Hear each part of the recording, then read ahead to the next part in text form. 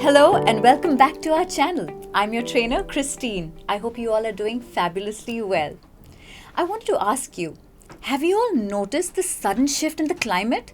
Well, here where I stay in Mumbai, there were heavy rains in the month of November when it was supposed to be the start of winter.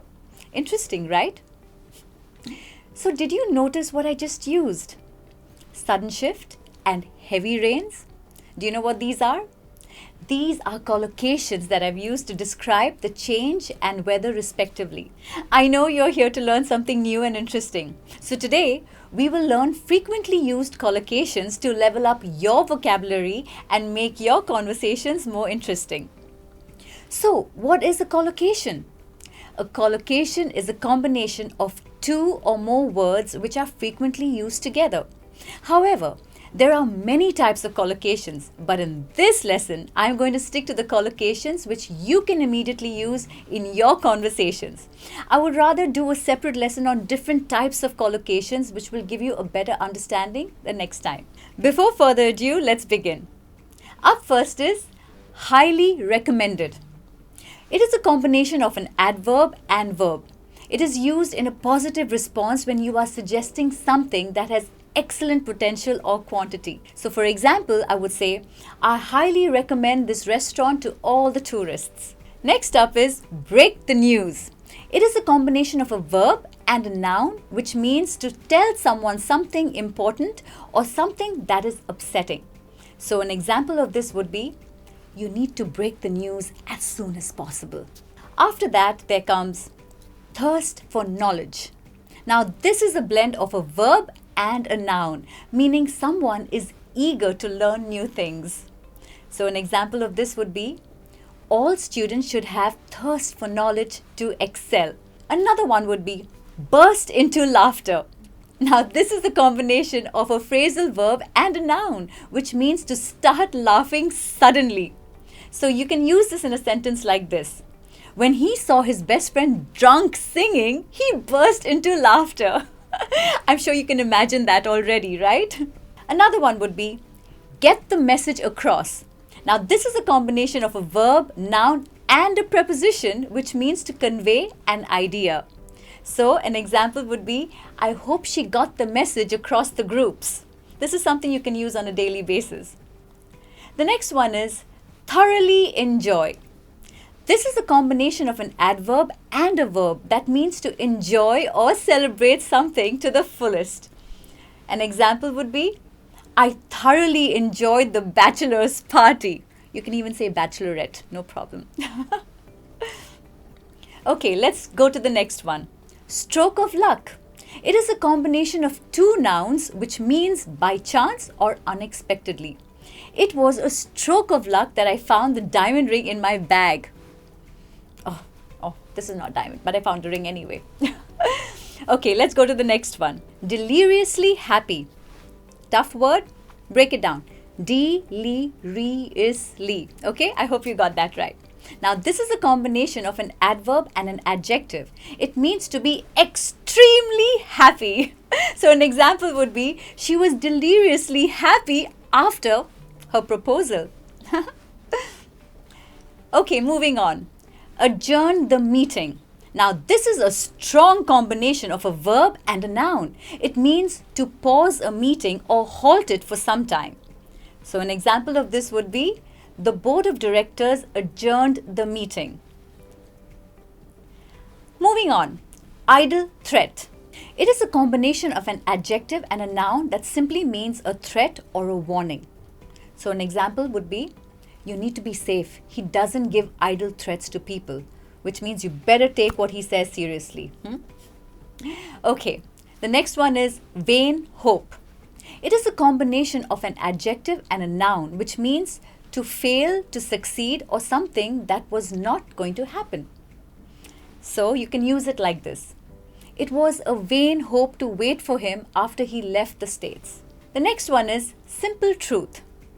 It is a combination of an adjective and noun which stands for plain truth. So, an example would be, it was a simple truth, but no one was ready to believe him. The next one is needless to say. It is a variation of an adjective and verb, which means it is obvious or something that is expected to happen. So you can use it like this. It was the students that organized it, needless to say, and it was fun-filled, of course. The next one is put the past behind. It is a complex collocation, which means forgetting the past or changing from it. Now, I would use it in a sentence like this.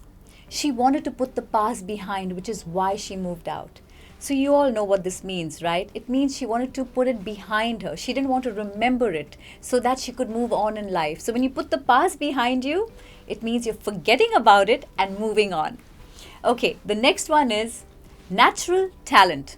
Now, this is a combination of an adjective and a noun, which means someone is gifted for that particular activity without any practice. I'm sure you know a lot of people like that, right? So an example would be, he has a natural talent for debates. Interesting. Okay, the next one would be target audience. Now, this is a combination of two nouns, which means a specific type of viewer or crowd. I would use it in a sentence like this. The target audience for this project is teenagers. This is something a lot of people are using nowadays, so you can use it too. Have a word is the next one I have to share with you. Now, this is a combination of a verb and a noun, which means to talk to somebody. An example would be, I really need to have a word with the manager. So you can do this with anybody, right? You can say, I need to have a word with you. The next one is landed a job. It is a combination of a verb and a noun, which means to get a job offer. So you can use it in a sentence like this. He landed a job in a prestigious company. All right, the next one is free airtime. This word is mostly associated with television, which means something that is featured on TV is actually free of charge. It is a combination of an adjective and a noun. An example, there was free airtime between high charting shows. Slim chance. That's another one. Now, this is a combination of an adjective and a noun that means to have very less probability to achieve something. So you can use it like this.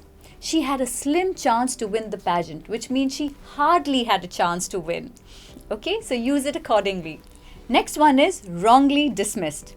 Now, this is a combination of an adverb and a verb, which means to release someone in an unlawful manner. So you can use it like this. He was wrongly dismissed from his post. Okay, the next one is interesting. It is run into trouble. Now, this is a blend of a phrasal verb and a noun, which means always to have problems around you. So you can use it like this. She always runs into trouble during vacations. I can imagine. What is she up to?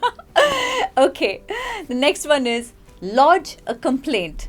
Now, this is a combination of a verb and a noun, which means to file your grievances against someone. So you can use this as a sentence to say, I intend to lodge a complaint against the rudeness of that manager.